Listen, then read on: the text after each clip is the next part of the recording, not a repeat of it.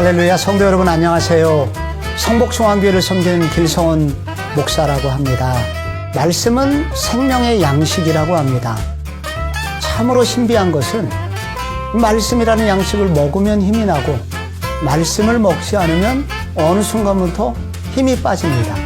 말씀을 먹으면 신비하게 어떤 지혜가 생기고 말씀을 먹지 않으면 마음이 무겁습니다. 말씀은 하늘의 양식이기 때문입니다. 여러분들께서 이 방식을 통해서 하늘의 양식을 먹는 일은 결코 작은 일이 아닙니다. 이 양식을 먹고 날마다 힘있는 하루, 그리고 많은 열매를 맺는 축복의 하루하루가 되시기를 예수님의 이름으로 축복합니다. 네, 우리 오늘 본문 세미나는 우리 이제 사사기 말씀을 배우게 됩니다. 3월호 본문은 사사기 말씀인데 사사기 1장부터 몇 장까지죠? 14장까지. 2월 28일 본문이 딱 사사기 1장 이제 시작이 되기 때문에 이제 먼저 본문 세미나를 보시고 사사기를 들어가시면 좋겠고요. 이 사사기 오늘 본문 세미나는 사사기 전체의 특징과 또 주제를 좀 살펴본 후에 이제 14장까지 한 장씩 그 내용을 좀 돌아보도록 하겠습니다. 근데 사사기는 점점 타락해가는 이스라엘 백성들의 모습을 보게 됩니다. 하나님 말씀에 순종해서 가나안 땅을 들어갔고 그 순종하면서 가나안 땅을 정복했던 이들이 정작 가나안 땅에 들어가서는 하나님을 떠나서 가나안화되어가는 그 모습을 보게 됩니다. 우리 그런 말 하죠. 화장실 들어갈 때와 나올 때 다르다. 가나안 땅에 들어갈 때만 해도 정말 하나님 말씀에 순종하면서 열심히 들어가서 정복했거든요. 근데 막상 그 땅을 차지하자 그 땅의 것을 탐하기 시작합니다. 그래서 점점 이스라엘 백성들이 가나안 땅에서, 약속의 땅에서 하나님을 떠나가는 모습을 보게 되죠. 그런데 사사기를 볼 때 절대 놓치면 안 되는 것은 인간의 연약함보다 하나님의 신실하심이 더 크다라는 거예요. 즉 우리는 연약하고 이스라엘 백성이 죄를 짓고 하나님을 떠나가는데 그럼에도 불구하고 자기 백성을 구원하시는 신실하신 하나님을 보게 됩니다. 우리가 사사기 말씀을 볼 때에 그 하나님에 대해서 함께 묵상했으면 봤으면 좋겠고요. 자, 여기 사사기 전체적인 구조를 좀 가져와서 봤습니다. 여러분 주만나 3호로 9페이지 9페이지에 보면 바이블 가이드라고 되어 있는데 바이블 가이드 역시 제가 쓰는데 제가 쓰고 나서 약간 더 추가한 내용들이 있어요. 소사사들에 대한 부분이 빠져 있어서 더 넣기도 했고요. 이 부분을 같이 좀 보셨으면 좋겠는데 일부러 좀 색깔을 칠해봤습니다. 여러분께 나눠드린 프린트는 흑백으로 되어 있어서 색깔이 정확하게 안 보이죠. 근데 여기 주황색은 어떻게 보면 좀 커다란 커다란 사건들을 좀 주황색으로 칠해봤고요. 그리고 초록색과 파란색은 사사들입니다. 그래서 초록색은 흔히 대사사라고 부르는 대사사이고 파란색은 소사사라고 부르는 사사들의 이야기인데 일단 주황색을 좀 보면 주황색에 있는 글자들은 이스라엘 백성들의 영적 암흑을 보여줍니다. 점점 타락해가고 어두워져가는 모습이죠. 처음에 뭐가 나와요? 가나안 정복을 실패해요. 왜 실패했냐? 순종하지 않았기 때문에. 이스라엘 백성이 점점 하나님 말씀에 순종하지 않게 되고 그렇게 되니까 가나안 정복을 실패하게 됩니다. 분명 하나님이 주신 땅인데 싸워서 이기지 못하는 거예요. 그 다음에 어떤 내용이 이어지냐면 여기는 현재 세대의 실패잖아요. 다음 세대가 실패합니다. 신앙 계승에 실패하게 돼요. 하나님을 믿고 이스라엘 백성이 들어왔는데 그 하나님에 대해서 제대로 알려주지 못한 겁니다. 그러니까 다음 세대가 무너지면서 이제 우상 숭배가 시작이 되죠. 근데 그때에 하나님께서는 사사들을 보내셔서 이스라엘 백성들을 구원하십니다. 그런데 제가 여기 표시했는데 주황색 딱 가운데에 누가 등장해요? 아비멜렉이라는 사람이 등장하죠. 이 아비멜렉은 기드온의 아들이에요. 그러니까 사사가 아닙니다. 여기 나오는 아비멜렉은 사사가 아니에요. 이 기드온 이후로 아비멜렉을 시작을 해서 이스라엘 백성들이 엄청 심각하게 타락해 갑니다. 그래서 그 중간쯤에 아비멜렉이 있는데 아비멜렉은 사사다 아니다? 아니다. 누구의 아들? 기드온의 아들입니다. 이 정도는 꼭 알고 하셨으면 좋겠어요. 자, 그러면 이제 쭉 사사기가 진행되고 마지막 사사기쯤에 가면은 미가라는 사람이 개인의 우상을 만드는 모습을 보여줍니다. 근데 이 모습이 나중에는 단 지파가 이 미가의 집에서 신상을 뺏어가고 미가가 세워놓은 제사장을 뺏어가요. 그러니까 미가는 한 개인, 한 가정의 타락이었잖아요. 근데 단 지파가 타락하는 모습으로 나가게 됩니다. 개인에서 한 지파로 크게 타락해가는 모습을 보여주고 마지막에는 기브아에서 벌어지는 죄악들, 결국엔 단 지파가 거의 멸망할 지경에 이르게 되고 서로가 서로를 죽이게 되는, 이스라엘 백성들끼리 서로 싸우게 되는 타락의 모습으로 가게 돼요. 그러니까 점점 더 그 상황이 심각해져 가는 거죠. 근데 오늘 우리가 3월에 배울 거는 몇 절까지다? 14장 20절까지. 그러니까 사사 이야기에서 끊기게 됩니다. 그러니까 어떻게 보면 3월 본문 내에서 사사들에 대한 이야기 다 등장해요. 그리고 다음 4월 달에 배우게 될 내용이 사사기 하반부에서 룻기까지 그렇게 배우게 될 겁니다. 그러니까 점점 사실은 어두워져 가는 이스라엘의 역사를 보게 될 거예요. 자, 근데 제가 방금 얘기할 때 대사사, 소사사라고 이야기를 했죠. 네, 사사기에는 대사사 6명, 소사사 6명이 등장하는데요. 근데 여기 말은 대사사, 소사사라고 했지만은 이것은 그들의 업적이나 신앙의 크기로 나눈 게 아니라요. 분량의 크기입니다. 그러니까 성경 본문에 얼마나 이 사람에 대해서 설명을 하고 있느냐를 기준으로 나눈 거예요. 그러니까 엄밀히 따지면 대사사, 소사사는 없습니다. 그냥 하나님의 사사인 거예요. 우리가 선지서를 부를 때도 대선지서, 소선지서라고 부르거든요. 무슨 차이인 줄 아세요? 분량 차이예요. 대선지서는 성경에 양이 많아요. 소선지서는 양이 적어요. 그래서 대선지서, 소선지서라고 그렇게 구분할 뿐이지 아무런 차이가 없습니다. 그래서 보통 구약 성경을 보면 대선지서가 가장 앞에 나와요. 이사야, 예레미야, 에스겔, 다니엘 다 대선지서고요. 뒤로 갈수록 양이 짧아지죠. 소선지서로 그렇게 나눌 뿐이지 큰 의미는 없습니다. 그러나 이런 식으로 된다라는 거 한번 보시면 좋겠고요. 그래서 예를 들어 보면 드보라 같은 경우는 4장하고 5장에 나와요. 근데 삼가 같은 경우 31절 한 절이에요. 이런 식으로 분량의 차이다라는 것만 이해하시면 될 것 같고요. 그래서 혹시라도 성경을 보다가 대사사, 소사사라는 이야기 나오면은 그냥 분량의 차이구나 그렇게 이해하시면 됩니다. 근데 그만큼 사실 우리가 양이 적다 보니까 어떤 상황인지 알 수가 없죠. 네, 그런 좀 차이가 있고요. 저도 어렸을 때 사사라고 하는데 사사가 대체 뭔지 몰랐어요. 그래서 사사, 소사사, 기드온, 사사 기드온, 사사 삼손 이야기하는데 대체 사사가 뭐야? 라고 했었는데 사사가 한자로는 선비사자에 스승사자 쓰거든요. 그러니까 벼슬아치, 관리 이런 뜻으로 그렇게 한자로 번역을 해놓았더라고요. 영어로는 저지입니다. 그러니까 판사, 심사위원 이런 의미예요. 근데 그래서 영어로 보면 조금 더 쉽게 느껴질 때가 있어요. 그래서 우리 주만나 큐티책에도 보면은 한글 성경 옆에 영어 성경 꼭 적어놓죠, 조그맣게. 그래서 한글로는 잘 이해가 안 되는 게 영어로 보면 되게 쉽게 이해가 될 때가 있거든요. 그런 것도 한번 좀 참조해 보시면 좋겠고요. 근데 더 중요한 것은 원어적인 의미로 가봐야겠죠. 그러니까 히브리어 원어로 뭐라고 쓰여졌냐면 여기 적어놨지만 쇼페트라고 합니다. 그리고 나중에 이스라엘 백성들이 그 구약의 히브리어를 이제 신약성경 70인역으로 이제 헬라어로 번역을 하는데 거기서는 크리테스라는 단어를 썼어요. 그러니까 둘 다 의미는 비슷해요. 재판하다, 다스리다, 심판하다. 즉 재판관의 의미를 가지고 있습니다. 그런데 실제로는 단순히 재판하는 것을 넘어서 이제 점점 더 그 영역이 커져가죠.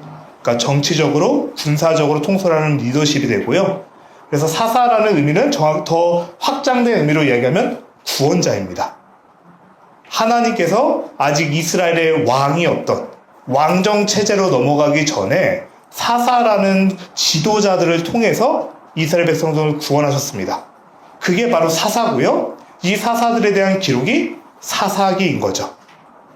그럼 우리가 사사기를 보고 나면 그 다음에 어떤 시대로 넘어가게 돼요? 왕정 시대로. 이스라엘의 첫 번째 왕인 사울이 세워지는 이야기로 나가게 됩니다.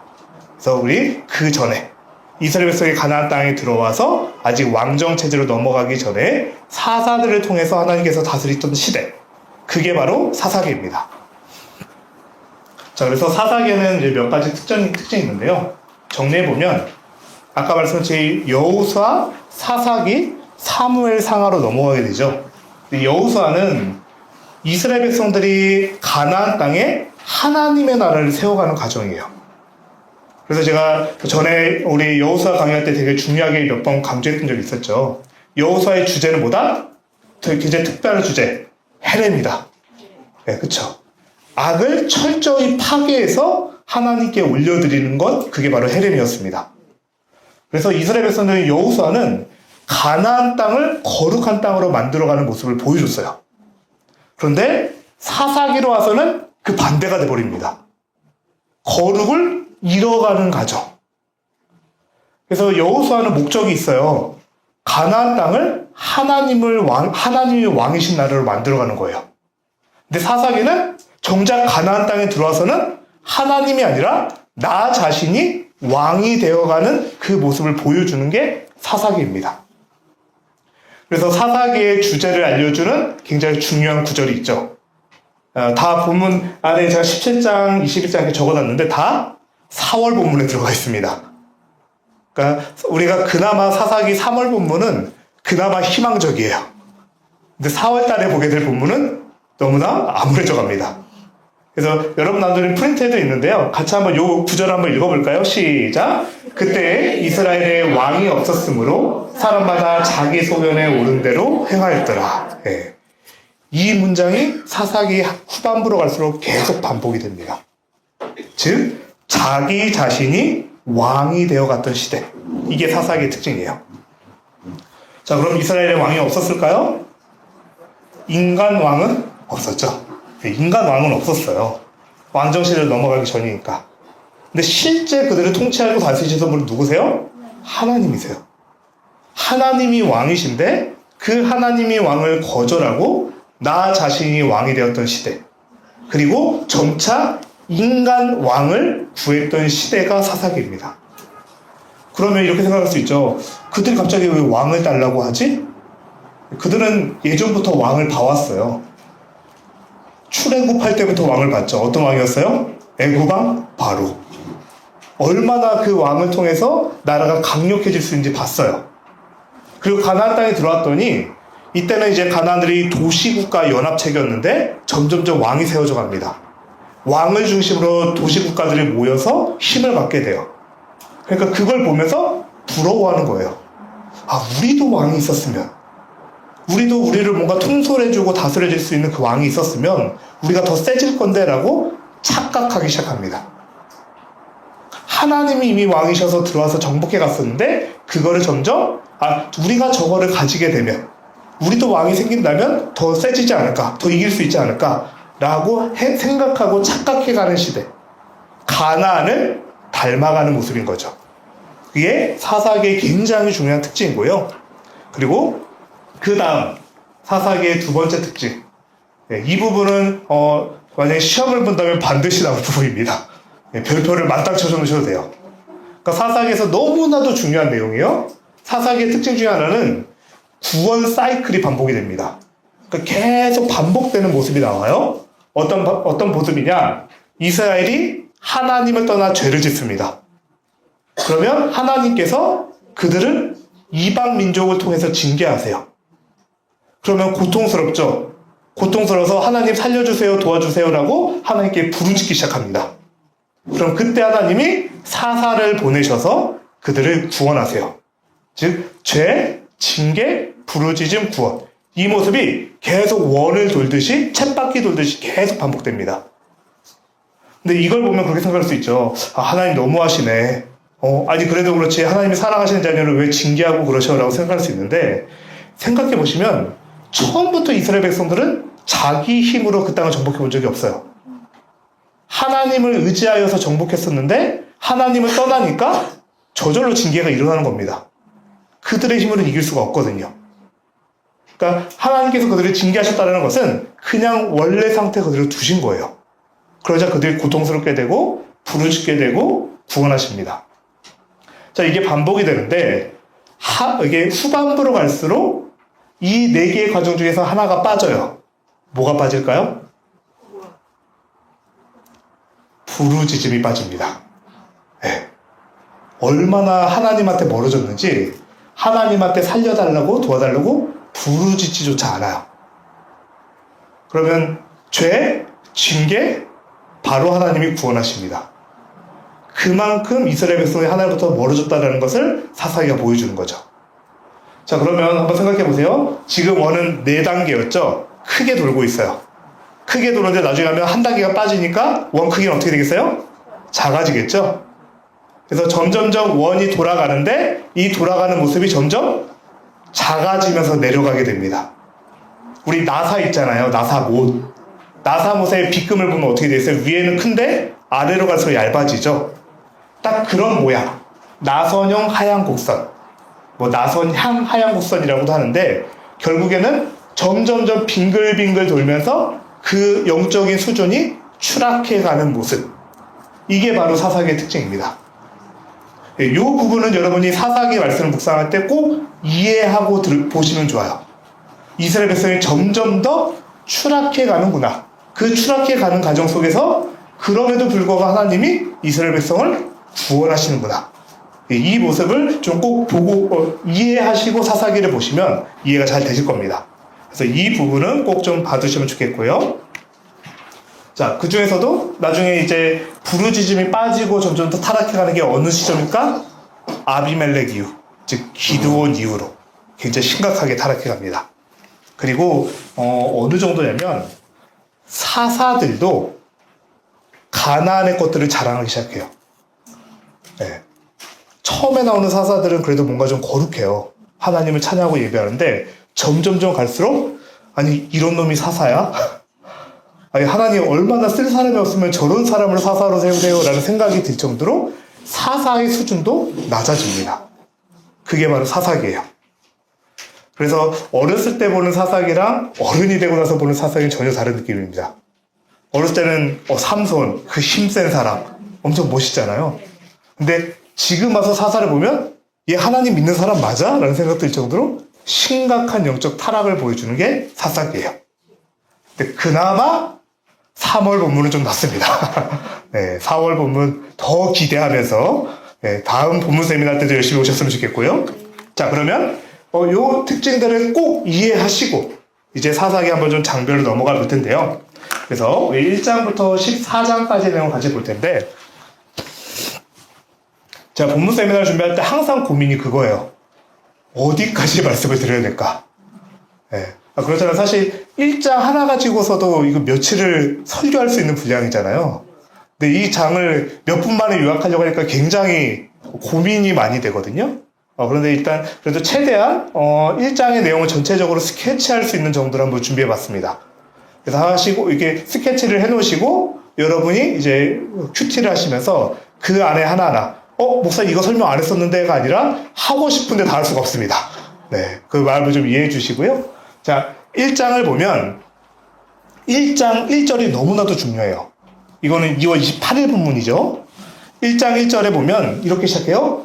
여호수아가 죽은 후에 시대가 달라졌다라는 겁니다. 우리가 앞서 여호수아 1장 1절 혹시 기억나세요? 여호수아 1장 1절은 어떻게 시작했냐면 여호와의 종 모세가 죽은 후에라고 시작했어요.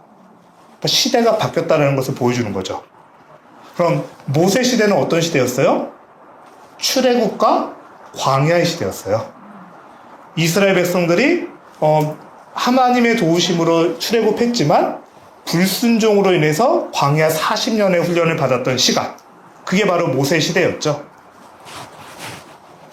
그리고 이후 여호수아의 시대로 넘어갑니다. 모세가 죽고 여호수아의 시대. 여호수아의 시대는 가나안 땅을 정복해 가던 시대, 순종의 시대예요. 이스라엘 백성들이 순종하면 가나안 백성을 몰아내었고 불순종하게 되면 밀려났습니다. 근데 이제는 어떤 시대가 된 거예요? 여호수아가 죽은 후의 시대가 된 거예요. 점점 이제 새로운 시대가 열렸고 이어지는 내용들은 그 시대가 결코 선하지 않았다는 것을 보여줍니다. 어떻게? 벌써 1장부터 정복이 되지 않는 모습들을 보여줘요. 1장을 보다면 이 문장이 반복됩니다. 쫓아내지 못하였더라. 그러니까 여호수아에서 사사기 넘어갈 때 벌써 분위기가 달라져요. 쫓아내지 못하였더라. 그리고 점점 그나마 우리가 여호수아서 배울 때 배웠었죠. 가장 먼저 땅 분배될 때 소개됐던 지파가 어디였어요? 감사합니다. 그래서 아예 기억 못하실까봐 걱정했는데 네, 유다 지파였죠. 유다 지파가 그냥 가장 유력한 지파라고 했었잖아요. 그 다음에 어떤 지파가 나왔었죠? 제가 너무 많은 걸 말했나요? 네, 요셉 지파. 요셉 지파에는 두 개 있었죠? 에브라임과 베냐민. 첫째는 누구였어요? 베냐민이에요. 세 글자가 먼저, 네 글자 그 다음. 근데 실제적으로는 어디가 더 힘이 셌다? 에브라임이. 왜? 야곱이 마지막으로 그들 축복하며 기도할 때 오른손과 왼손을 번갈아서 했었죠. 그래서 에브라임이 더 힘이 강력했는데 이 이야기가 왜 다시 한번 얘기하냐면 사사기에서 또 등장합니다. 그래서 한번 잠깐 말씀드렸고요. 자, 점점 그나마 유다 지파는 땅을 차지해 가요. 근데 심지어 단 지파는 아모리 족속에게 밀려서 산지로 쫓겨납니다. 땅을 차지하는 게 아니라 오히려 쫓겨서 도망을 가버려요.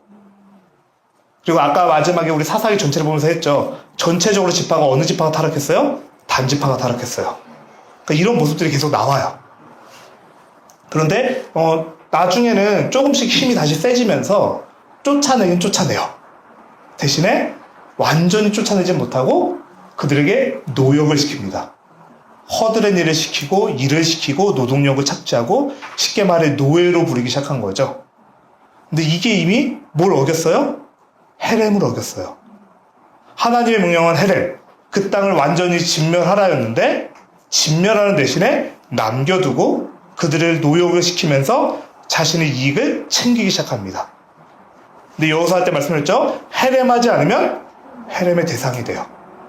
그러니까 거룩의 문제예요. 이스라엘 백성이라는 그 정체성, 그것은 하나님에서 나옵니다. 거룩에서 나오는 거예요. 그러니까 거룩하지 않고 점점 더 이제 이스라엘을 멈추게 되는 모습이죠. 그래서 1장의 내용을 한마디로 요약하면 순종이 멈추면 승리도 멈춥니다. 네, 우리가 1장을 볼 때 이 내용을 좀 한번 묵상했으면 좋겠어요. 하나님한테 순종하기를 멈췄을 때에 승리도 멈추게 된다는 것. 자, 그래서 2장 했을 때 갑자기 여호와의 사자가 길갈에서부터 올라와서 보김이라는 곳에 오게 됩니다. 근데 이 보김이 무슨 뜻이냐? 우는 자들, 통곡하는 자들이라는 뜻이에요. 보김이라는 단어의 뜻이 우는 자들, 통곡하는 자들이라는 뜻인데 여호와의 사자가 이스라엘 백성에게 와서 그들을 책망해요. 너희가 하나님 말씀에 순종하지 않았다. 그래서 더 이상 하나님께서 그래서 그들은 누굴까요? 가나안 족속. 하나님께서 더 이상 가나안 족속을 쫓아내지 않겠다라고 말씀하세요. 굉장히 무서운 선포죠. 더 이상 너희를 도와주지 않겠다라는 얘기예요. 그래서 이스라엘 백성들이 이 얘기를 듣고 통곡을 합니다. 엄청 울어요. 그래서 그 땅의 이름이 보김이 된 거예요. 근데 중요한 것은 그들이 정말 진정한 회개였을까요? 네. 성경은 그렇지 않다라는 모습을 보여주는 거죠. 그러니까 여러분 회개라고 하잖아요. 회개가 뭐냐면 돌이킬 회에 고칠 개자예요. 그러니까 돌이켜서 고치는 게 회개예요. 그러니까 울었다라고 해서 감정의 카타르시스를 느꼈다고 해서 회개가 아닙니다. 삶의 방향이 바뀌어야 돼요. 그러니까 유턴을 해야 되는데 멈춰서 엉엉 울고 그대로 가요. 이거는 회개가 아니에요. 그러니까 결국 이 복임에서 눈물을 흘렸지만 그들의 삶의 돌이킴은 없었고 그 다음에 이어지는 문장 이 부분은 좀 같이 봤으면 좋겠는데요. 주만나 우리 3호로 27쪽에 2장 10절 말씀 27쪽 2장 10절을 우리 같이 한번 좀 읽어볼까요? 2장 10절입니다. 시작. 그 세대의 사람도 다 그 조상들에게로 돌아갔고 그 후에 일어난 다른 세대는 여호와를 알지 못하며 여호와께서 이스라엘 위하여 행하신 일도 알지 못하였더라. 네. 또 아까 1장 1절처럼 뭐가 바뀌었죠? 이전 세대가 다 죽었어요. 다음 세대가 나오는데 다음 세대는 다른 세대가 되어버렸어요. 여호와께서 이스라엘에게 행하신 일을 알지 못하였더라. 근데 성경에서 여러분 알다라는 단어가 나오면 단순히 지식적인 알미 아니에요. 체험적인 알미예요. 체험적인 알미인데 분명 당연히 이스라엘 백성도 엄마 아빠를 통해서 부모님을 통해서 우리가 이 가나안 땅에 어떻게 들어가는지 들었겠죠. 지식적인 알미 있었는데 체험적인 알미 없었어요. 그러니까 하나님과 함께한 경험이 없었다라는 것이죠. 체험 없는 신앙. 그래서 결국 다른 세대가 되어버립니다. 그리고 이때부터 구원 사이클, 아까 말씀드렸던 죄, 징계, 부르짖음, 구원. 이것에 대한 모습이 설명이 돼요. 2장을 보실 때 이 부분 한번 여러분 체크해보고 가세요. 하나님께서 이걸 설명해 주십니다. 이스라엘들이 죄를 짓고 징계하시고 부르짖고 구원하시는 이 모습이 2장에서 한번 소개가 되고요. 나중에 한 번 더 설명이 나옵니다. 그때 가서 한번 이야기 나눌게요. 자, 그래서 2장의 내용을 정리해보면 회개는 돌이킴이에요. 삶이 변하지 않으면 그 신앙은 능력이 없습니다. 그 능력도 나한테 나타나는 게 아니라 삶의 방향에 돌이킬 때에 하나님께서 그 능력을 주시는 거다라는 것이죠. 자, 그래서 이제 3장부터 본격적으로 사사가 등장을 해요. 근데 이 사사들을 등장할 때에 잠시만요. 이스라엘 백성들이 아까 말씀드렸듯이 고통 속에서 울부짖습니다.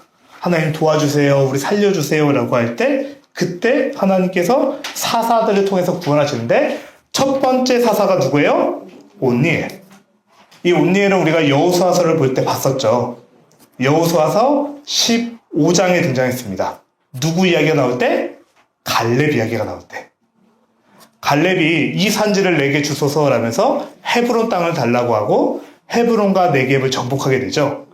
근데 그때 이제 갈렙을 도와서 함께 그 땅을 차지했던 사람이 온니엘입니다. 그리고 갈렙은 약속을 했죠. 온니엘에게 자신의 딸 악사를 아내로 주겠다. 그래서 악사를 아내로 주게 되고 그 악사 역시도 갈렙처럼 믿음으로 샘을 구하는 모습을 보게 됐었죠. 그게 이 온니엘입니다. 근데 온니엘 때 어떤 왕이 다스렸냐면 여러분 사사기를 볼 때 누가 압제를 하고 있었는지 정도를 한번 체크해보고 가시면 좋을 것 같아요.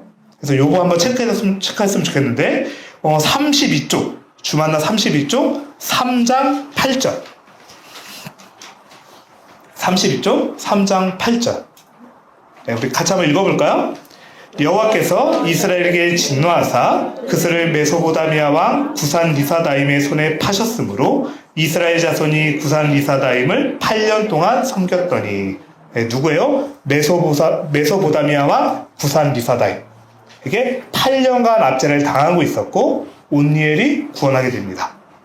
자, 이 이야기에 이렇게 누가 지배를 당했는, 누가 이들을 압제했느냐 정도를 한번 체크해 보시면 좋으실 것 같고요. 자, 그 다음에 이제, 소사사 두 명이, 그 다음에 이제, 소사사 두 명이 등장하는데, 에훗과 삼갈이에요. 근데 요 두 사사는 굉장히 내용이 간단해요. 그래도 좀 볼 수 있는 부분이, 에훗을 표현할 때, 에훗을 왼손잡이라고 표현하거든요. 근데 이 왼손잡이가 원어적으로 들어가면은, 그냥 단순한 왼손을 쓰는 사람이 아니라, 오른손이 불편한 사람을 뜻합니다. 그러니까 오른손에 약간 문제가 있거나 장애가 있어서 왼손을 사용하는 사람, 그 사람을 왼손잡이라는 단어의 어원이거든요. 그러니까 이 에훗은 아무래도 장애가 있는 사람이었을 것이다 라고 생각을 해요. 그러면 이 에훗은 누가 통치하고 있었냐 한번 체크해 볼까요? 34쪽 3장 14절 34쪽 3장 14절 이렇게 밑줄을 쳐놓으면 나중에 여러분이 큐티 하실 때 딱 펴보면 여기 뭐 쳐놨네? 보면은 이게 이거구나 이게 좀 이해되실 것 같아서 말씀을 드리고 있습니다. 한번 읽어볼까요? 이에 이스라엘 자손이 모압왕 에글론을 18해 동안 섬기니라. 모압왕 에글론 18년간 또 압제를 당하고 있었습니다. 그래서 이 에훗이 국무를 바칠 때 왕을 대면하러 들어가서 이제 허벅지 속에 숨겼던 칼을 빼어내서 그 왕을 죽이게 되죠. 그러니까 보면은 아니 왜 저렇게 주변에 신하들도 있었는데 왜 이렇게 방심해라고 생각할 수 있었는데 있죠. 근데 왜냐면 에훗은 장애가 있는 사람이었어요. 그러니까 충분히 이해가 되는 거죠. 제가 뭘 하겠어 라는 걸 방심했었는데 그 에훗이 자신의 장애를 뛰어넘어서 그 왕을 무찌르고 이스라엘 백성을 구원하는 역할을 합니다. 그리고 3갈은 정말 한 절로 나와요. 한 절로 나와서 큰 내용이 없는데 소모는 막대기로 블레셋 사람 600명을 죽였다라고 나와요.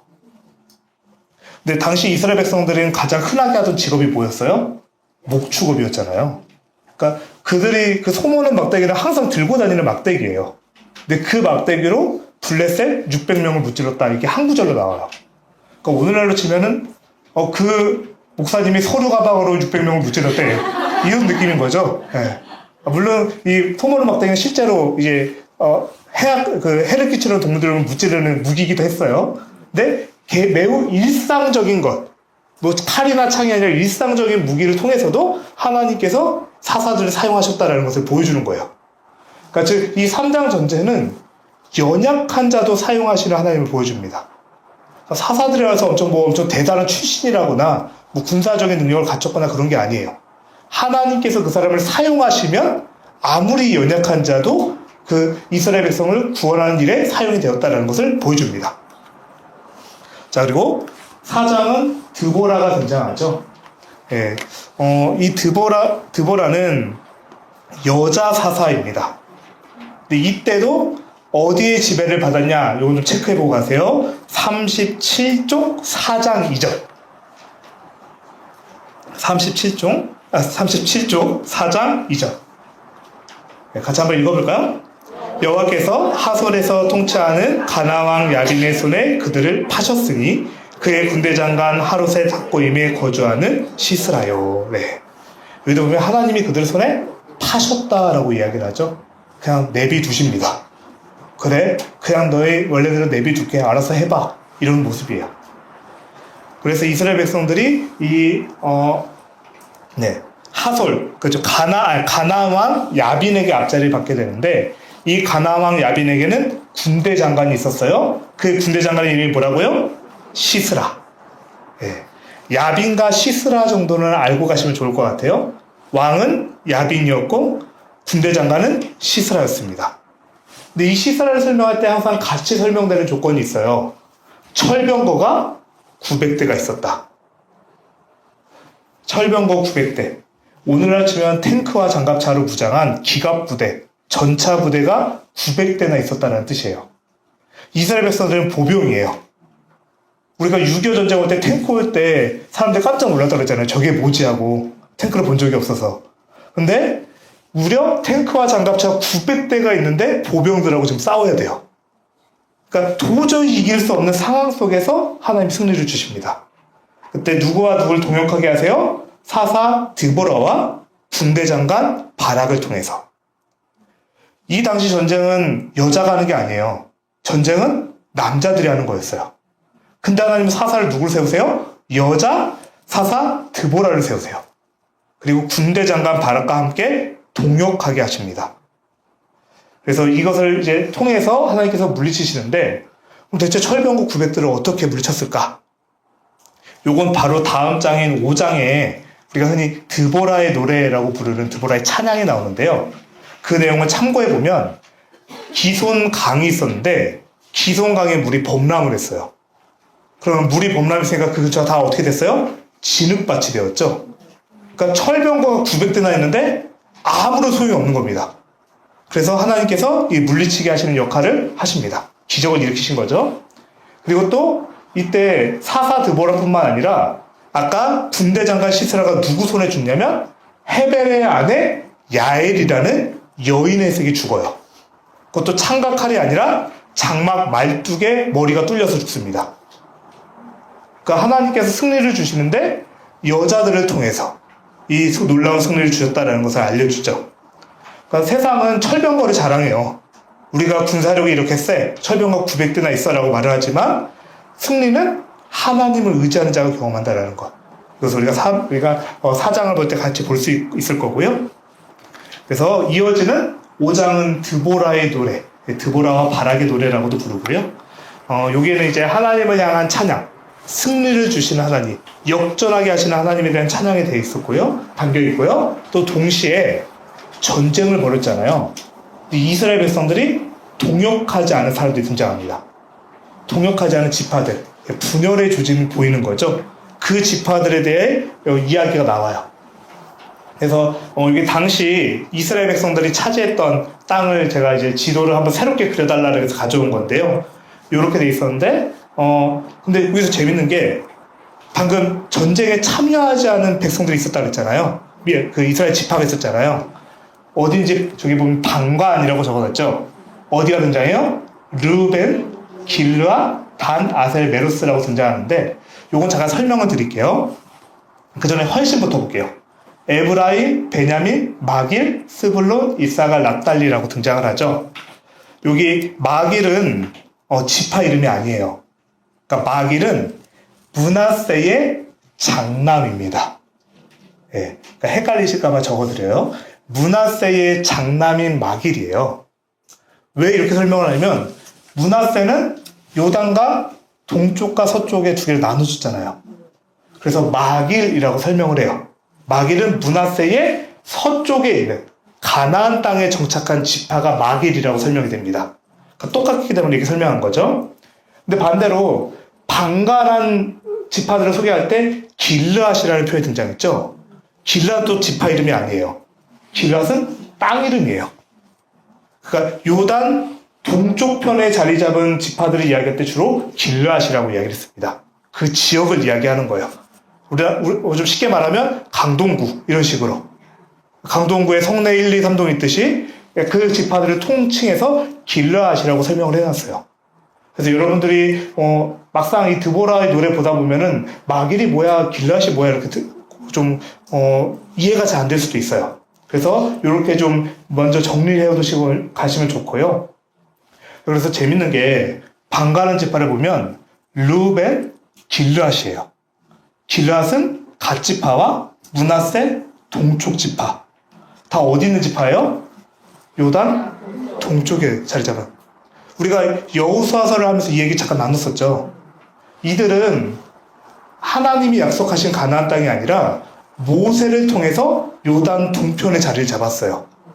왜냐면 그들은 가축이 많았고 이 지역이 가축을 치기 너무나 좋았거든요. 그러니까 너무나 좋은 땅이기 때문에 하나님이 약속하신 대로 받은 게 아니라 모세를 설득해서 이 땅을 받았어요. 너무 좋은 선택 같았죠. 근데 나중에 영적으로 후반부로 가서 어떻게 되냐면 점점 더 멀어져 갑니다. 그러니까 형제들이 고통을 받고 있어요. 압제를 당하고 있어요. 참여하지 않아요. 이런 모습이 등장하고요. 또 그리고 쭉 이 드보라의 노래를 보면 메로스를 저주하라라는 이야기가 나오거든요. 이 메로스가 어딘지는 정확하게 알 수가 없어요. 정확하게 알 수는 없고 아마 이 메로스라는 땅이 아마 납달리나 이사갈 이쪽 근처에 있는 땅이었을 것이다 예상을 합니다. 성경학자들이. 근데 전쟁을 할 때 근처에 있었던 도시예요. 그래서 우리 좀 도와주세요. 원병을 요청하는데 무시해요. 그러니까 전쟁에 함께 참여하지 않는 것이죠. 그래서 메로스를 저주하라라고 하게 되고 결국에는 어딘지도 알 수 없게 된 시대가 지나서 오늘날에는 대체 저 메로스가 어디야라고 할 정도로 아예 기억에서 사라져버린 어딘지 지도에서 사라져버린 그런 도시가 돼버립니다. 그래서 우리가 5장을 통해서 느낄 수 있는 것은 하나님의 일에 참여하지 않는 것, 그냥 가만히 있는 것도 죄일 수 있어요.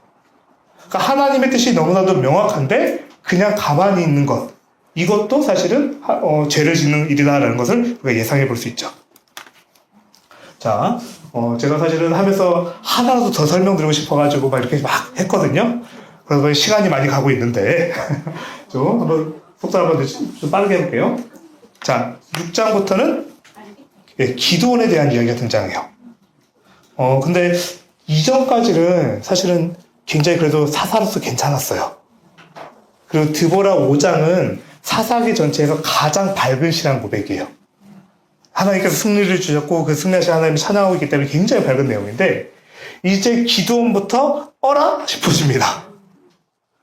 점점점 이상한데? 라는 모습으로 이제 가기 시작하는 부분이 기도원이에요. 자, 그러면 기도원에 대해서 볼 텐데 우리가 주일학교에서는 기도원하면 뭐가 떠올라요? 기도원의 삼백용사. 그렇죠? 기도원의 삼백용사 떠올리고 또 바알의 신상을 찍어버린, 그렇죠? 그 여룻바알이라는 별명을 얻게 된 기도원에 대해서 생각하게 되죠. 근데 자, 이 기도원에 대해서 함께 이제 같이 볼 건데요. 자, 그러면 대체 이때는 누구한테 압제당하고 있었냐? 51쪽입니다. 51쪽 6장 1절 51쪽 6장 1절 같이 한번 읽어볼까요? 이스라엘 자손이 또 여호와의 목전에 악을 행하였으므로 여호와께서 7년 동안 그들을 미디안의 손에 넘겨주시니. 아멘. 네, 어디요? 미디안. 몇 년이요? 7년. 근데 여기 보면 또 반복되죠. 또 여호와의 목전에 악을 행하였으므로. 사이클입니다. 반복이 되고 있어요. 그리고 자, 미디안을 넘어가는데 이때는 얼마나 심각했는지 파종 시기만 되면 쳐들어와서 모든 것을 다 앗아가는 거예요. 그러니까 너무 먹을 게 없어서 참 궁핍한 징악에 이르게 되고, 이때에 하나님께서 그럼 누굴 보내셔야 돼요? 사사 보내셔야 되잖아요. 사사가 아니라 선지자를 먼저 보내세요. 하나님께서 선지자를 통해서 너희가 내 목소리를 듣지 않았다라면서 다시 한번 죄를 지적합니다. 앞에는 없었던 내용이죠. 하나님께서 아까 복임에서 여호와의 사자를 통해서 말씀하셨던 것처럼 또 한번 선지자를 보내서 말씀하게 하세요. 너희가 내 목소리를 듣지 않아서 이래. 알려주게 되죠. 자, 그 다음에 하나님께서 그 다음은 사사를 준비하시는데 기드온을 부르십니다. 근데 이때 기드온은 포도주 틀에 숨어서 타작을 하고 있었죠. 왜냐면 다 뺏어가니까. 먹고 살려고 포도주 틀에 숨어서 타작을 하고 있었고, 그때 하나님의 사자가 찾아와서 말합니다. 큰 용사여, 하나님이 너와 함께 계시도다. 아무리 봐도 큰 용사가 아니에요. 숨어 있어요. 근데 이 겁쟁이에게 찾아오셔서 큰 용사여라고 불러요. 그리고 여호와께서 너와 함께 계시도다. 그리고 이때 본문을 보시면 기드온이 아주 다다다다다 하나님한테 질문합니다. 하나님이 함께 하신다는데 우리가 왜 이렇습니까? 하나님 함께 하시는데 우리가 어떻게 이런 처지에 놓일 수 있습니까? 막 따져요. 그런 얘기들이 쭉 등장하고요. 그리고 하나님께서 결국 기드온에게 첫 번째 명령을 맡기시는데, 첫 번째 명령은 자기 집에 있는 우상을 부수는 거예요. 바알의 제단을 부수고 그 아세라 우상을 찍어버려라 라고 해서 자신의 집에 있는 우상을 무너뜨리게 하십니다. 근데 이 우상은 누가 만든 거냐면 기드온의 아버지 요아스라는 아버지가 만들었는데, 그거를 밤중에 몰래 가서 다 부셔버려요. 그러니까 낮에 갈 용기를 안 난 거죠. 밤에 가서 몰래 부셔버리는데 중요한 것은 순종을 했다라는 거예요. 무서웠지만, 밤이었지만 순종했고, 그 순종을 통해서 하나님께서 이제 사역들이 시작해 가십니다. 그래서 아침이니까 난리가 났어요. 사람들이 이거 누가 그랬냐? 라고 했는데 기드온이 했다라는 것을 알고 사람들이 분노하죠. 그래서 막 기드온을 막 죽이려고 해요. 근데 그때 이 바알 제단의 주인이 아버지 요아스가 말합니다. 왜 너희가 바알을 위해서 그렇게 열심히 하냐? 바알이 정말 신이라면 바알이 복수할 거야. 놔둬라고 이야기를 해요. 저 사실 맞죠. 바알이 정말 신이라면 바알이 보복해야죠. 그러니까 놔둬봐라 라고 하면서 그때부터 이제 기드온의 별명 여룻바알, 바알과 다투는 자, 그쵸? 이런 별명이 붙게 됩니다. 그래서 심지어 예수 믿는 사람들도 부적되는 거 무서워하는 사람도 있죠. 네. 예수를 믿는데 부적되면 뭔가 저주를 받을 것 같고. 네. 그래서 사실은 이런 것들 우리가 우상이 굉장히 우리도 모르는 사이에 억눌릴 때가 되게 많아요. 네, 또 사주팔자를 보러 갔다, 점을 보러 갔다, 여름에 물 조심하십시오. 네, 너무 당연한 얘기인데 그 얘기를 듣는 순간 매여요. 괜히 물 보면 뭔가 조심해야 될 것 같고. 그러니까 재미로라도 점을 보시면 안 됩니다. 네, 왜냐면 그 말에 우리가 얽매이게 돼요. 그러니까 마찬가지로 바알은 아무것도 아니에요. 찍어버리고 해도 아무 일도 없어요. 근데 오히려 그 바알을 위해 사람들이 분노하고 있어요. 이런 모습을 보게 되는 것이죠. 자, 이것 속에서 기드온을 부르시는 하나님을 볼 때 또 기드온이 하나님을 시험하죠. 정말 하나님이 나를 부르신 거 맞습니까? 양털이 적게 해주세요, 안 적게 해주세요, 이런 시험도 하죠. 근데 하나님께서 그 모든 걸 용납하십니다. 그러니까 우리의 연약함에도 불구하고 하나님의 일에는 아무런 지장이 없어요. 오히려 그 작은 순종을 통해서 하나님의 큰 일을 이뤄가시죠. 그리고 드디어 기드온의 300용사. 기드온이 나팔을 불고 사람들을 모아요. 32,000명이 모였어요. 하나님이 다 돌려보내십니다. 300명만 남겨요. 왜? 너무나도 중요한 말씀. 스스로 자랑하기를 내 손이 나를 구원하였다 하니까. 너가 교만해질까봐. 기드온 스스로가 교만해질까봐 다 돌려보내고 300명만 남게 하죠. 요거는 좀 같이 읽어봤으면 좋겠는데요. 61쪽에 7장 2절. 자, 지금 누구와 싸우고 있었어요? 어디 압제 받고 있었죠? 그래서 잊어버리시면 안 됩니다. 미디안입니다. 미디안이 아말렉과 동방 사람들 다 끌고 온 상황이에요. 자, 우리 7장 2절 같이 한번 읽어보겠습니다. 여호와께서 기드온에게 이르시되 너를 따르는 백성이 너무 많은즉 내가 그들의 손에 미디안 사람을 넘겨주지 아니하리니 이는 이스라엘이 나를 거슬러 스스로 자랑하기를 내 손이 나를 구원하였다 할까 함이니라. 아멘. 네. 내 손이 나를 구원했다 자랑하지 못하도록 다 돌려보내요. 그래서 32,000명이 300명이 되고 그렇게 싸우게 되는데 심지어 무기는 뭐예요? 나팔과 항아리와 횃불. 칼과 창이 아니라 나팔을 불고 항아리를 깨뜨리고 횃불을 흔들 때 하나님께서 그들을 혼란스럽게 하셔서 서로가 서로를 죽여버리는, 그래서 전쟁에서 승리하게 하십니다. 그래서 기드온의 승리는 우리가 너무나도 잘 아는 내용에서 짧게 해봤고요.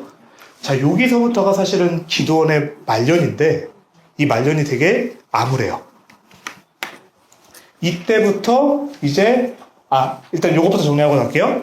방금 미디안의 잔당들을 무찌르고 승리했죠. 승리했는데 이스라엘 백성들의 내부에서 분열의 조짐이 나타납니다. 어떤 일이 벌어지냐면 에브라임 사람들이 기드온을 찾아와요. 자, 에브라임 어디 지파? 요셉 지파. 요셉 지파에서 가장 힘이 셌던 에브라임. 그 에브라임이 찾아와서 따집니다. 요 부분을 좀 기억해 두세요. 누가 따졌다? 에브라임 지파. 요거 기억해 두세요. 왜냐면 또 나오거든요. 자, 에브라임 지파가 와서 따져요. 왜 우리를 이같이 대접하는 게 어찌 됨이냐. 그러니까 처음부터 우리를 부르지 않았다라는 거예요. 그러니까 에브라임 지파도 싸우긴 싸웠어요. 근데 왜 우리를 처음부터 부르지 않아서 우리가 더 크게 활약할 수 있는데 왜 우리를 이렇게 무시하냐라면서 따지기 시작해요.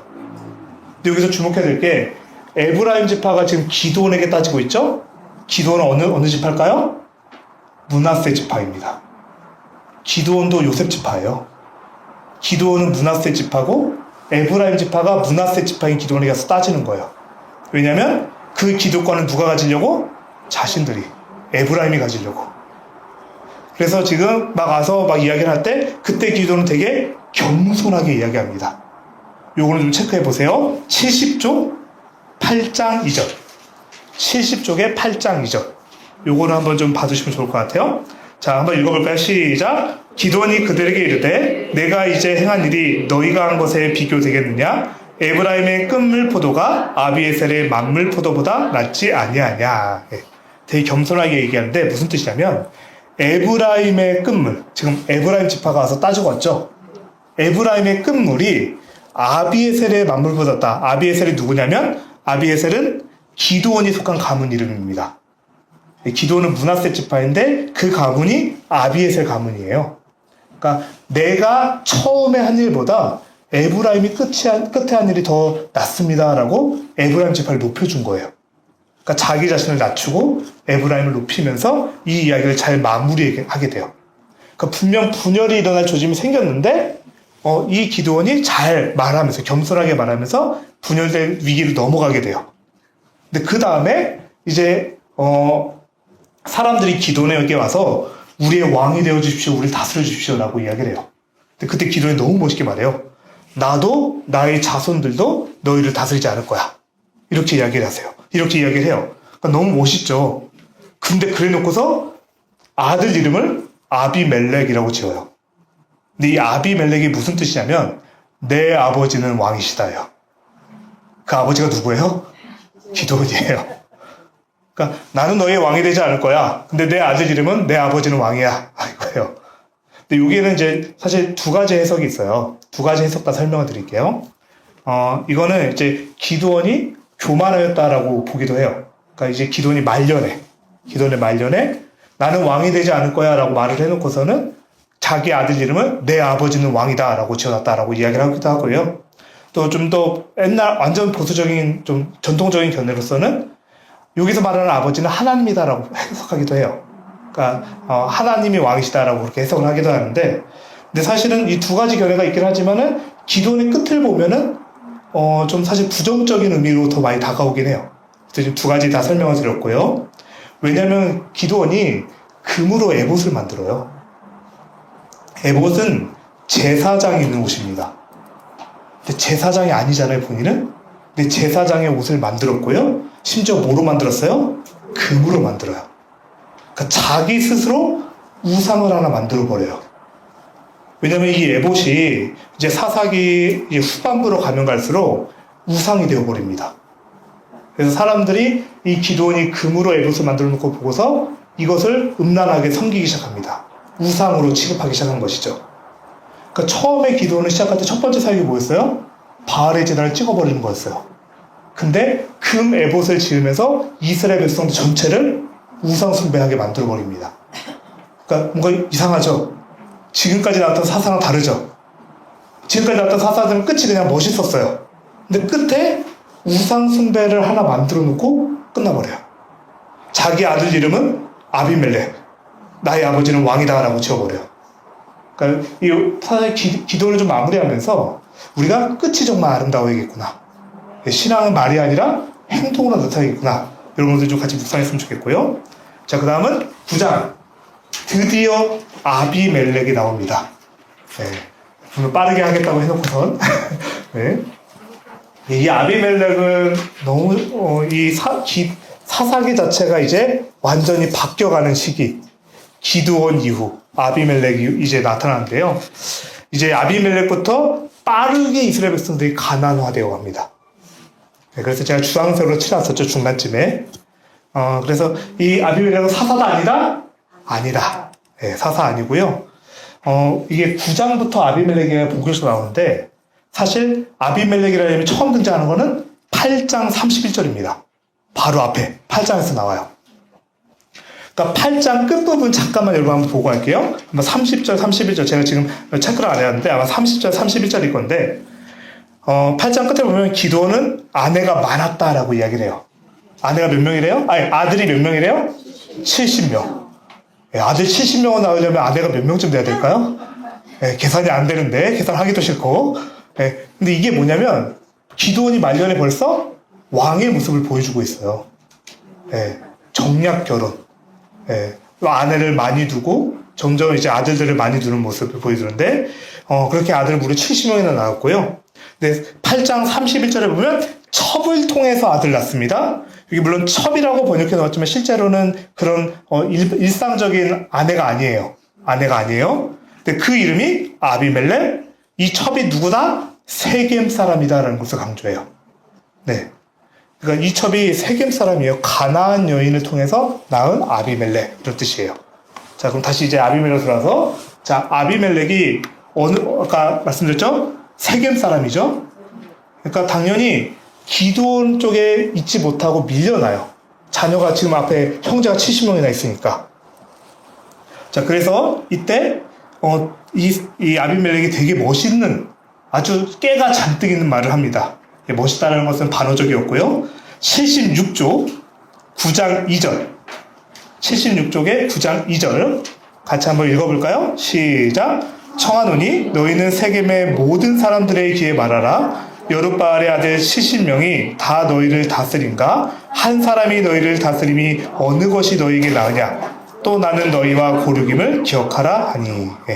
뭐라고 하냐면 세겜 사람들을 불러 모아요. 세겜 사람들은 어느 사람이에요? 자기 어머니 쪽에 그 같은 동족의 사람들이죠. 모아놓고서 말해요. 자, 기드온의 70명의 아들인데 그 70명의 아들이 너희를 다스리면 좋겠어? 아니면 내가 다스리면 좋겠어? 근데 나는 너희랑 같은 혈육이야. 무슨 말이에요? 자기가 왕이 돼야 된다는 얘기죠.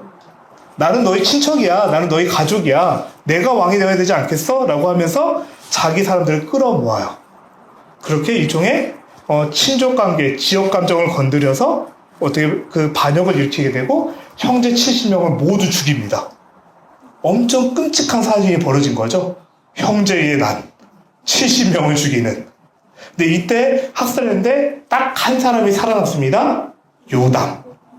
요담이라는 사람만이 숨었다가 살아남게 되고요.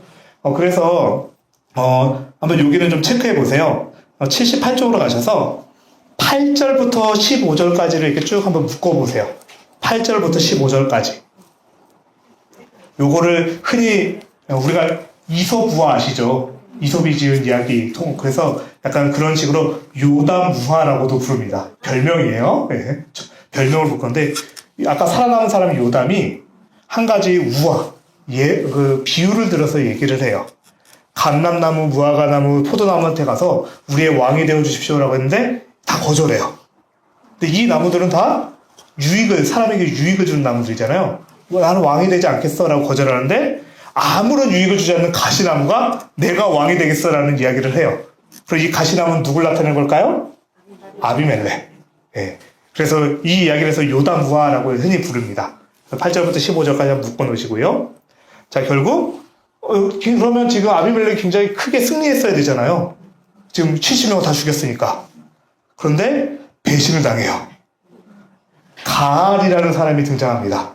제가 적어놓지 않았는데 가알이라는 사람이 등장하는데 이 가알을 어떻게 소개하냐면 가나안 사람 에벳의 아들이라고 설명을 해요. 그러니까 정말 출신을 따지고 들어가면 아비멜렉보다 누가 가나안 사람이에요? 가알이. 그래서 가알이 똑같이 얘기하는 거예요. 나야말로 너희의 친족이야. 나야말로 너희의 혈연이야. 라고 하면서 또다시 반란을 일으키게 됩니다. 그래서 결국 나라가 전쟁이 되게 되고요. 결국엔 여인이 맷돌 윗짝을 던졌는데 아비멜렉이 머리에 맞고 죽게 돼요. 바로 죽은 건 아니고 머리에 맞고 쓰러져 있을 때 자기 옆에 있는 청년, 어떻게 보면 자기 이제 보좌하는 사람이죠. 칼을 뽑아서 나를 찔러 죽이라고 해요. 그렇게 죽게 되는데 이 모습 어디서 본 것 같지 않아요? 사울 왕이 똑같이 죽게 되죠. 죽어갈 때에 할례 받지 못한 사람의 손에 죽기 싫다면서 청년에게 칼을 뽑아서 자기 찔러 죽이라고 하게 되죠. 그러니까 이때부터 이제 타락한 모습이 등장합니다. 자, 그래서 세상의 방식을 따라서 왕이 되고자 했던 아비멜렉, 똑같이 세상의 방식 앞에 무너지게 됩니다. 그러니까 가나안을 따랐더니 가나안에서 죽게 돼요. 이런 모습을 이제 보게 되고요. 자, 10장 이제 돌라와 야일, 소사사 이야기 등장하는데 요것도 좀 보시면 좋을 게 제가 사실은 그 바이블 가이드 쓰면서 10장에 이렇게 써놨던 것 같아요. 하나님께서 소사사 돌라와 야일을 통해서 이스라엘 평온을 주셨다라고 썼는데 만약 저거 다시 쓰라고 하면 평온이라는 단어를 빼고 싶어요. 바이블 가이드에. 왜냐면 이때부터는 이스라엘이 평온했다는 얘기가 등장하지 않아요. 네. 그만큼 시대가 이제 완전히 타락해버렸습니다. 하늘 보면 사사를 통해서 구원하시는데 평온하진 않아요. 그리고 이 돌라와 야일에 대해서 설명할 때도 야일에게 아들이 30명이 있었고 나귀가 30마리 있었고 성읍이 30개가 있었다라고 해요. 뭘 자랑하고 있는 거예요? 자기 소유를 자랑하고 있어요. 특별히 나귀는 당시로 치면 스포츠카예요. 나에게 스포츠카가 30대나 있어 라고 이야기를 하고 있어요. 그래서 이 부분도 두 가지 해석을 다 설명을 드릴게요. 아주 전통적인 해석으로는 이거를 하나님의 복으로 했어요. 왜냐면 구약시대에서 복은 뭐였어요? 부해지는 것. 그래서 부하면 하나님이 함께 하시고 복을 받는 거 이렇게 해서 옛날에는 이걸 복으로 해석도 했었습니다. 근데 요즘 최근에 이제 해석들은 이스라엘 백성들이 가나안화 되어가고 가나안의 것을 자랑하는구나 라는 것을 요즘은 그렇게 해석하고 있어요. 왜냐면 이전까지는 등장하지 않았던 얘기들이에요. 네, 나에게 성읍이 몇 개 있고 아들이 몇 개 있고 자랑하지 않았어요. 언제부터? 기도원 때부터. 이때부터 타락하고 등장하기 시작한 이야기들이기 때문에 돌라와 야일 이렇게 한번 좀 보셨으면 좋겠고요. 그러면서 좀 넘어가서 하나님께서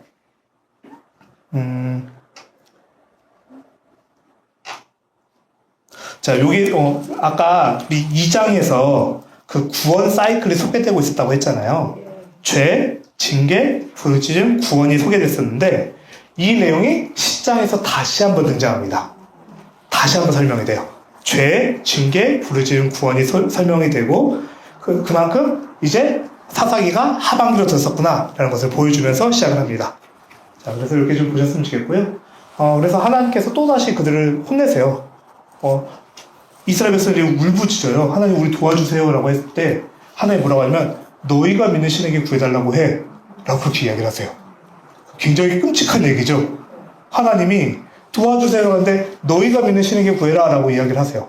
근데 그래놓고선 다시 여호와께서 이스라엘의 공고로 말미암아 마음에 근심하시니라. 네. 그게 결코 하나님 마음에 편하지 않으신 거죠. 그래서 또다시 이제 사사들 통해서 구원하시는 그런 모습을 보여줍니다. 자, 11장. 입다가 등장하는데요. 입다는 정말 문제가 많은 사사입니다. 입다는 기생의 아들이었고요. 그리고 기업에서 쫓겨난 인물이었어요. 그러니까 기생의 아들이기 때문에 어떻게 보면 정실이 아닌 거죠. 쫓겨났던 인물이고, 그래서 사사로 세워지는 것 좀 이상해요. 길앗의 장로들이 우리가 암몬과 싸우려고 하는데 당신이 좀 우리의 지도자가 되어주십시오라고 세워요. 그러니까 지금까지 사사는 하나님이 세우셨어요. 근데 입다는 길앗의 장로들이 세운 사사예요. 그렇게 하게 되고 마치 싸우러 가는 모습도 이상해요. 흥정을 하기 시작합니다. 입다가 암몬에게 사람들을 가서 왜 너희가 여기 쳐들어오냐? 그럼 암몬이 이 땅은 원래 우리의 땅이었는데 너희가 뺏어갔다. 그러면 아니야, 우리는 너희한테 뺏은 게 아니라 아모리 족속에게 뺏었어 라고 말을 주고받아요. 마치 뭐 서희 외교 담판하듯이 이전과 싸우는 모습이 달라졌어요. 흥정을 하기 시작하고 또 마찬가지로 입다는 하나님께도 흥정하기 시작합니다. 하나님, 내가 전쟁에서 승리하고 돌아올 때에 가장 먼저 나를 맞이하러 오는 사람을 하나님께 번제물로 드리겠습니다. 그렇게 이야기를 하게 되고, 근데 그때 누가 가장 먼저 나왔어요? 자기 딸. 네. 그래서 번제물로 드렸다라고 하는데 이 번제물에 대해서도 두 가지 해석이 존재합니다. 우리가 왜냐면 번제물 하면 태워서 드리는 것만 생각하잖아요. 그래서 아까 말씀드렸듯이 이것도 그러니까 전통적인 해석, 옛날 보수적인 옛날의 해석으로는 딸을 인신제사했다라고 해석하기도 하고요. 조금 더 현대적인 해석으로는 두 가지가 사실 현대적이라고 표현하지만은 요즘에 그런 추세가 있다는 거지 원래부터 있던 해석이긴 해요. 네. 어떤 거냐면 이 번제물이 성소에서 평생 결혼하지 않은 처녀로서 섬기게 되었다는 것을 번제물로 해석하기도 합니다. 그래서 두 가지 해석이 둘 다 존재하는데 둘 다 율법에 맞지 않아요. 인신제사는 하나님이 원하시는 제사가 아니고요. 여호와의 성소에서는 여자가 봉사하지 않았습니다. 그러니까 어떤 해석이든 사실 입다의 이 서원 자체가 하나님의 뜻이 아니에요. 인본주의적인 열심입니다. 이렇게 하시면 좋을 것 같고요. 자, 그리고 이제 이스라엘이 입다가 승리했죠.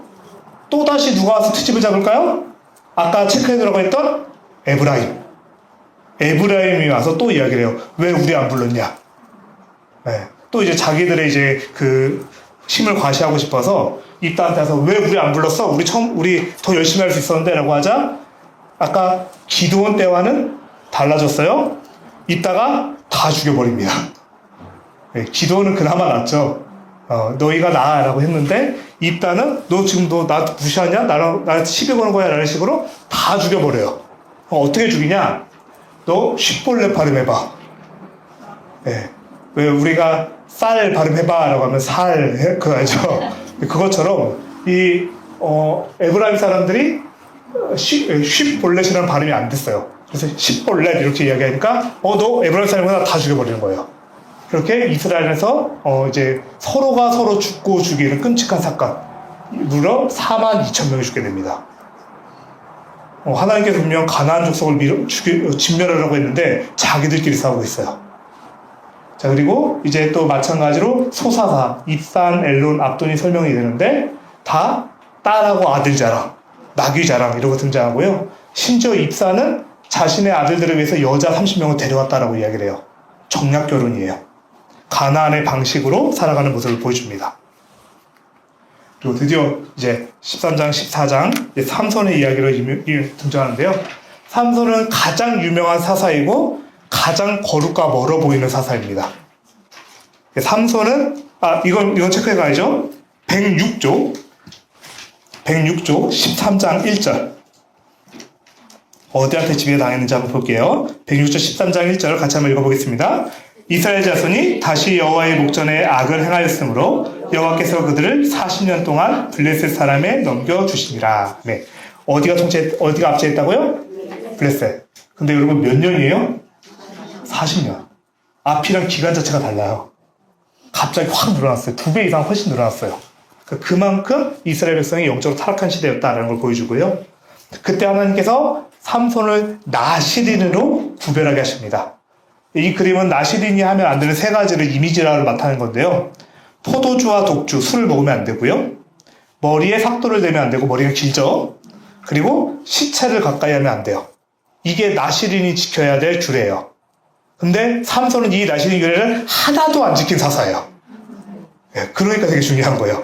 나시린인데 나시린으로서 아무것도 하지 않았어요. 그래서 자, 이런 하나님께서 그럼에도 불구하고 하나님께서 삼손을 나시린으로 구별하게 하세요. 세상이 정말 타락한 시대, 심지어 삼손조차도 나시린에서 규례를 안 지키지만 그럼에도 하나님은 나시린을 찾으세요. 그러니까 세상이 얼마나 타락해도 하나님은 거룩한 자를 찾으시는구나라는 것을 알 수 있는 부분이죠. 자, 그리고 드디어 이제 14장 오늘 마지막 본문에 다가오는데요. 이 삼손은 정말 자기 마음대로 살아가는 사람이었습니다. 블레셋 여인을 보고 반해요.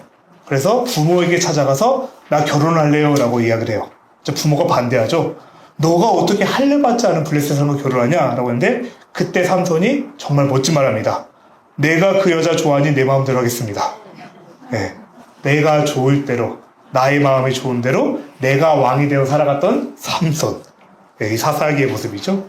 그리고 이 삼손이 길을 가다가 사자를 만나서 사자를 맨손으로 찢어 죽이죠.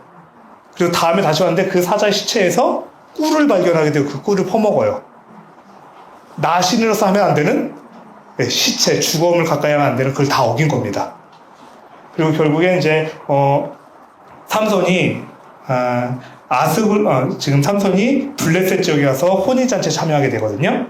이때 사람들이 수수께끼를 주고 푸는 이런 퀴즈 대회를 하는데 삼손이 냈던 퀴즈를 도저히 맞출 수가 없었어요. 그래서 블레셋 사람들이 삼손의 아내를 꼬셔서 수수께끼의 정체를 알아내게 되고 그걸 맞추게 돼요. 그러니까 삼손이 화가 났어요. 화가 나서 아스글론에 가서 사람들을 죽여버리고 그것을 다 약탈해 옵니다. 그래서 자기가 퀴즈에서 지금 값을 치러요. 근데 이 아스글론도 사실은 하나님 앞에 심판받아야 할 대상인 거죠. 그러니까 이렇게까지 타락한 삼손을 통해서도 하나님께서 블레셋을 심판해 가세요. 이 모습들이 이제 삼손에 대한 이야기 이제 우리가 4월 본문이죠. 4월 본문 통해서 보게 될 겁니다. 네, 그래서 사실은 아까 말씀드렸듯이 너무나도 고민이 많았어요. 사사기를 하나하나 보면 볼 내용이 너무 많아요. 그 사사들의 이야기도 많고 전체된 이야기도 많고 그래서 좀 해야 될 이야기가 많은데 좀 빠르게 좀 진행을 해봤고요. 여러분이 나머지 내용들은 우리가 이제 큐티를 직접 하시면서 이런 내용들을 봤었는데 이게 이렇게 이어지는구나 라는 것을 좀 더 같이 좀 맞춰갔으면 좋겠고요. 그래서 결과적으로 사사기 말씀을 통해서 나 자신이 왕이 아니라 하나님을 왕으로 모시고 살아가는 그런 삶을 되셨으면 좋겠습니다. 자, 그러면서 우리 서로 한번 인사해볼까요? 큐티 합시다. 네. 하나님을, 다시 한번 인사할게요. 하나님을 왕으로 모십시다. 하나님을 왕으로 모십시다. 네. 그렇게 살아가는 저와 여러분들에게 축복합니다. 네, 제가 기도하고 마칠게요.